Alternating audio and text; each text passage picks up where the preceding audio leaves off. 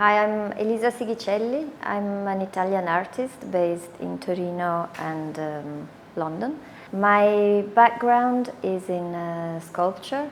I studied fine arts in London. I lived there for 17 years and then I moved back to Italy, and then I lived for a couple of years in New York. So I started studying sculpture, but very soon moved onto photography because my interest was working with the light, and photography is, I believe, one of the best medium to deal with this subject.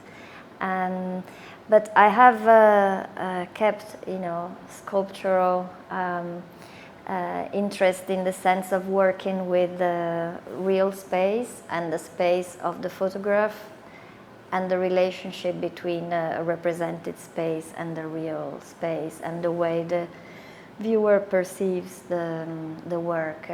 For many years I worked with light boxes that were backlit photographs, but only in one area of the photograph. So I could play with the different spatial planes in the image and the different depth.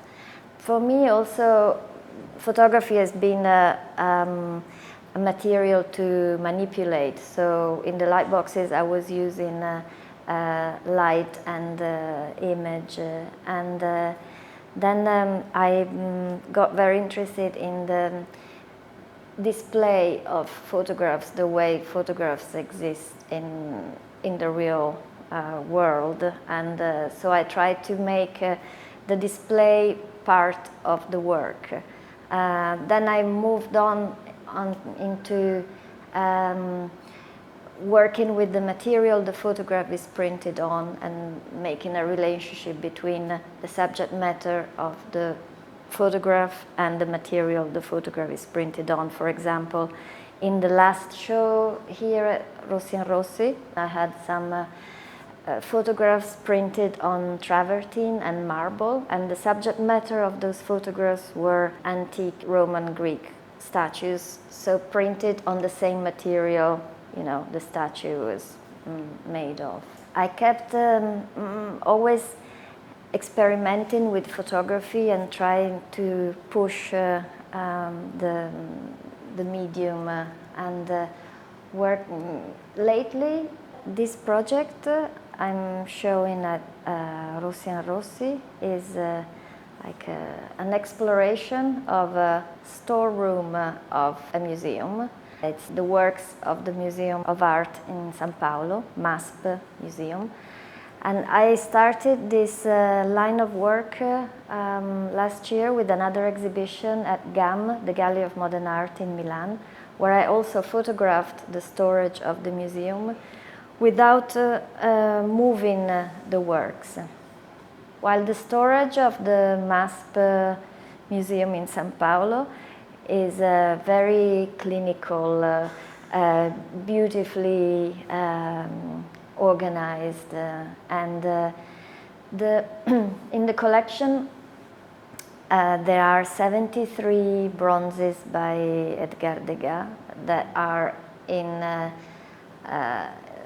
placed in shelves in the storage. The statues are quite small, they're like this. Apart from the girl 17 years of age, the famous Degas sculptures, all the others I photographed were all the same size.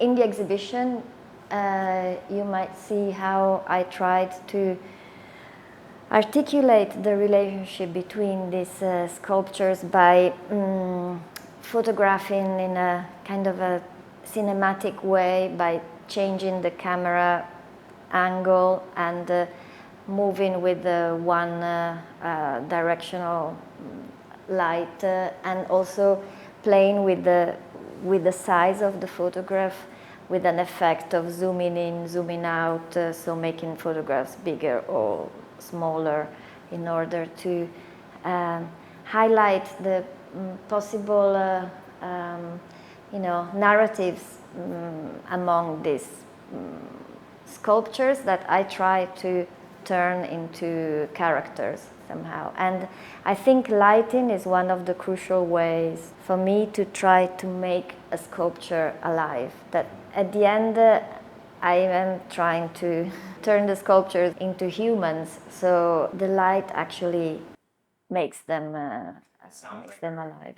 For me, it was a question of choosing the framing and the lighting in order for something a bit magical to happen that would make the sculptures more alive. It's also, for me, quite poignant to think that this these sculptures represent, ballerinas of the opera house in Paris in the 19th century. And they were very young, like from the age of 6 to 14. They were called Petits Rats, which is I don't think it's a very nice, nice adjective, like a way of calling them, like the little mice. They all came from, most of them from indigent families, and entering the school of the dance of the opera house was a way to get their social status. But in fact, they were often prey of sexual abuse and prostitution. The rich patrons of the opera house had access to the foyer de la danse, basically the backstage of the museum, and where they could meet the young ballerinas who would often look for the help of these rich men to have the possibility to pay for dance classes and to forward their careers. So I photographed in the storage, leaving the signs that the sculptures are in the storage. So you see the labels on their neck or arm, which in some cases are quite funny because they are very big disproportion compared to the size of the body. So in some work you see the dancers almost trying to dance, but they have like this big label. And to me, the labels made me think about human beings deprived of their dignities, the fact of the catalog of bodies, and instead of making the sculpture look more like sculptures, to me it was more a reference to human beings being bought and sold. The other thing I left from the storage environment is the vertical bar of the shelving system. So it's the metal with the holes, and that to me had two references. On one hand, it made me think of a prison. You have the metal bars, and on the other hand, it reminded me of a film strip. So I started photographing, with the analog photography, and of course, all the negative had these holes on the edges. So I decided to keep this line on the photographs.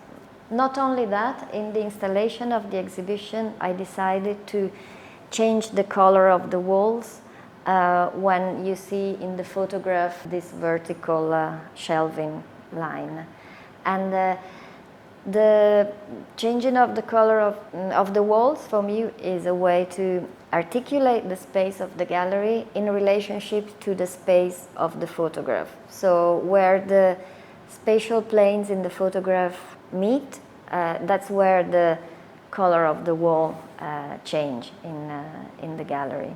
So I was saying that I chose different point of views to make a narrative, and you can see, for instance, in Petits Rats A, which is a work made of 4 parts, that there is like a camera movement from left to right, On the first panel, you see the dancer on the left is in focus. On the second panel, you see the dancer on the right is in focus. And then on the third panel, you see her at another angle, as if the camera was rotating. And then the fourth piece, the focus is on one dancer that looks almost like she's hiding behind the metal bar, and she's looking down as if she was separated from this group.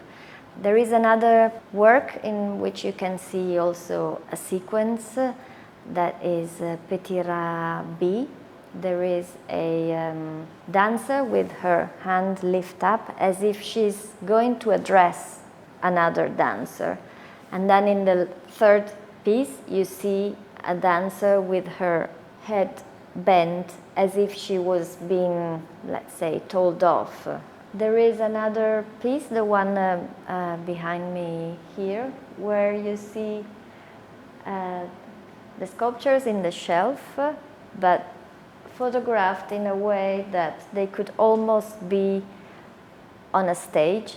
Actually, more like on a backstage, in the sense that they are sort of rehearsing, you know, adjusting their shoes. So I think in the photographs, by looking at them, you can actually invent possible dialogues.